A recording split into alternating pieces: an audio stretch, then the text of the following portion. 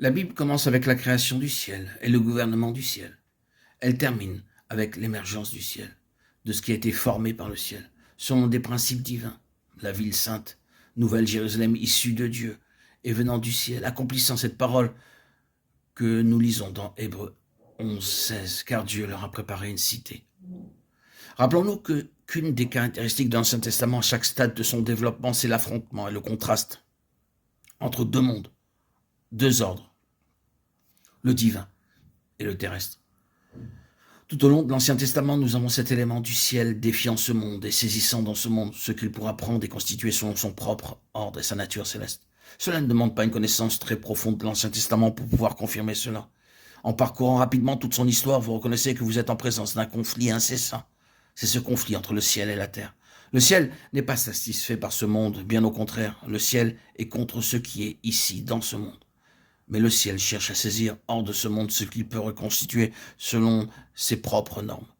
Ainsi, tandis que vous trouvez l'opposition du ciel, le défi du ciel, vous trouverez en même temps que le ciel, depuis le commencement, constitue une lignée d'individus et une nation, afin de les détacher du monde par un profond processus, faisant d'eux des gens différents de tous les autres dans ce monde, et les saisissant pour un dessein céleste. Les hommes de l'Ancien Testament étaient des pionniers de la voie céleste. Et nous pouvons voir et saisir un peu ce que cela implique. Mais c'est sur ce point particulier que nous voulons centrer toute notre attention maintenant. Il y a non seulement une voie céleste qui est différente, nous le savons dans nos cœurs si nous sommes nés d'en haut, nous l'apprenons quand nous progressons, car la voie céleste est différente de l'autre voie. Mais le point important dans notre temps, c'est qu'il y ait quelque chose qui initie cette voie céleste en relation avec le ciel, afin de frayer une voie prenant possession et rendant possible pour Dieu qu'il y en ait une pleine signification, qu'elle soit comprise, interprétée. Un ministère que les autres pourront suivre. Il y avait dans celui qui est né d'en haut le sens qu'il était un pionnier, parce que pour lui, cette voie est une voie nouvelle, qu'il est le seul à pouvoir suivre. Personne ne peut le faire pour lui, c'est une voie nouvelle. Notre préoccupation actuelle, c'est l'aspect de la vocation dans tout cela. La majorité des enfants de Dieu ne connaissent que bien peu ce qu'est la voie céleste. Il n'y a aucun doute à ce sujet, la chrétienté organisée est très largement devenue une chose terrestre avec des conceptions, des normes et des ressources terrestres. C'est donc spirituellement devenu très limité. En comparaison avec le ciel, ce monde est une très petite chose.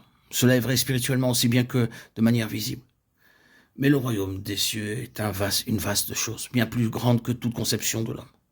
Les pensées de Dieu sont aussi élevées que les cieux le sont au-dessus de la terre, dépassant toutes les conceptions terrestres.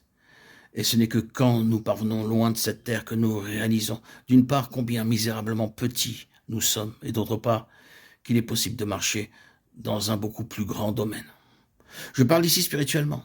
Le grand besoin de ce temps, c'est que le peuple de Dieu, l'Église de Dieu, parvienne dans sa véritable position céleste, selon sa vocation et la vision céleste. Il y a un grand défi dans cette déclaration. Cela signifie que quelqu'un ou que certains doivent initier la voie pour que l'Église revienne encore dans le domaine qui était le sien au commencement. Le domaine qu'elle a perdu en succombant à la tendance de retourner à ce qui est terrestre. Je dis qu'il y a un grand besoin pour un instrument pionnier, un enfant de Dieu, et que la voie est une voie coûteuse. Permettez-moi de répéter que les hommes de l'Ancien Testament étaient des pionniers de la voie céleste. C'est ce qui est explicitement déclaré par l'écrivain dans cette lettre aux Hébreux.